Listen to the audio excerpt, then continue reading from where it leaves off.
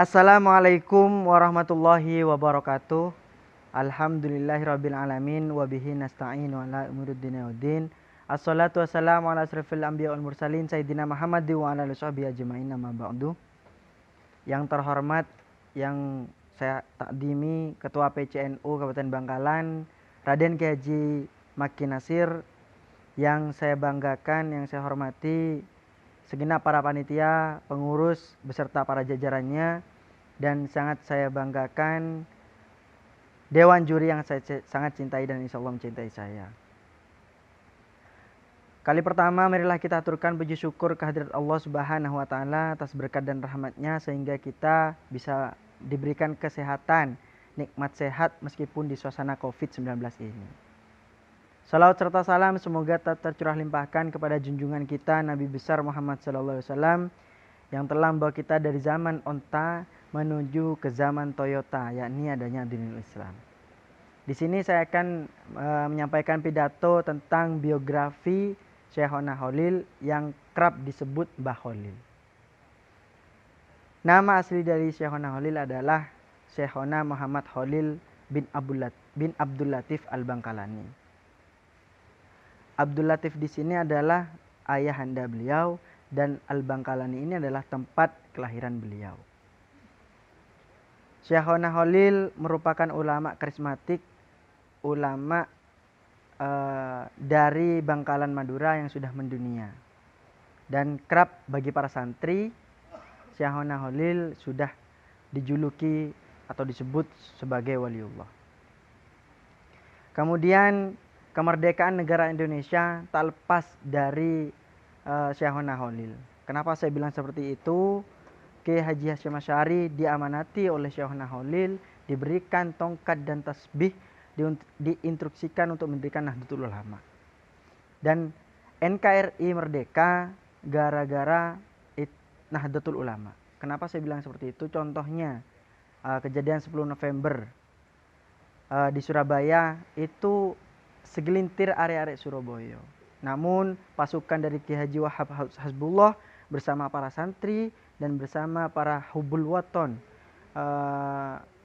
para santri yang dikomandai oleh Ki Haji Wahab Hasbullah untuk menyerang kolonial.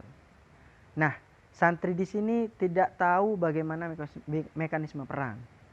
Namun santri ini langsung memusnahkan komandan dari kolonial tersebut. Dan pada akhirnya kolonial nyerah, angkat tangan, bahkan mundur. Sehingga sampai sekarang Indonesia sudah tidak bisa dijajah lagi. Dan harus memikir dua kali untuk menjajah negara Indonesia ini.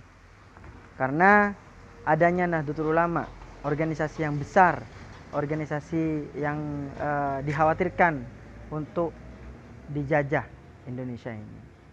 Kemudian saya berdiri di sini, berdiri di depan peninggalan Syekhona Khalil Al-Bangkalani, yakni Perahu Sarimuna. Perahu Sarimuna berasal dari nama istri beliau yang ketika singgah di sini beliau memiliki istri namanya Hajjah Aminah. Makanya nama dari perahu di sini adalah Sarimuna. Ketika proses pembuatan perahu ini sangat unik. Ada yang namanya kakek, namanya Mang Molen. Dalam keadaan sakit, Syekhona Khalil langsung membesuk beliau. Di sini saya mohon izin untuk mendirikan perahu. Tapi mohon maaf Yai, saya lagi sakit. Saya bisa menyembuhkan antum. Saya bisa menyembuhkan antum ketika antum siap. Namun beliau, kakek Mang Molen ini menyatakan siap, dan seketika itu Mang Molen sembuh dan segera menggarap kapal dari Syekhona Khalil ini, perahu Sarimuna ini. Biasanya hanya 4 bulan untuk membuat perahu ini. Namun berkat karomahnya Syekhona Khalil, perahu Sarimuna ini selesai hanya dengan 40 hari. Itu sangat luar biasa, subhanallah. Kemudian banyak mitos, banyak hal-hal magic pada perahu Sarimuna ini. Ketika perahu ini jadi, Syekhona Khalil mengumpulkan 300 orang keluarga, kerabat dan bahkan tetangga-tetangga daerah sini.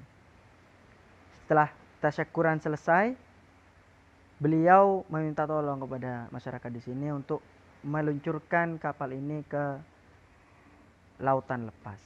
Namun tidak ada satupun yang bisa mengangkat kapal Sarimuna ini untuk meluncurkan ke lautan lepas. Dengan izin Allah, kun fayakun, Syekhona Khalil mengangkat tongkat. Syekhona Khalil mengucap Bismillahirrahmanirrahim.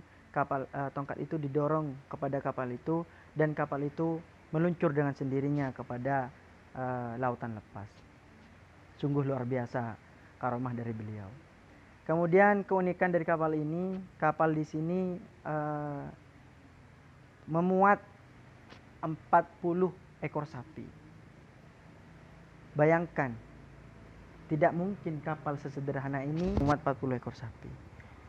40 ekor sapi. Kapal ini dinahkodai oleh Haji Irfan.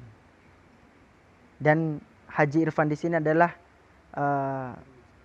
juru kunci pertama diamanati oleh Syekhona Khalil untuk menjaga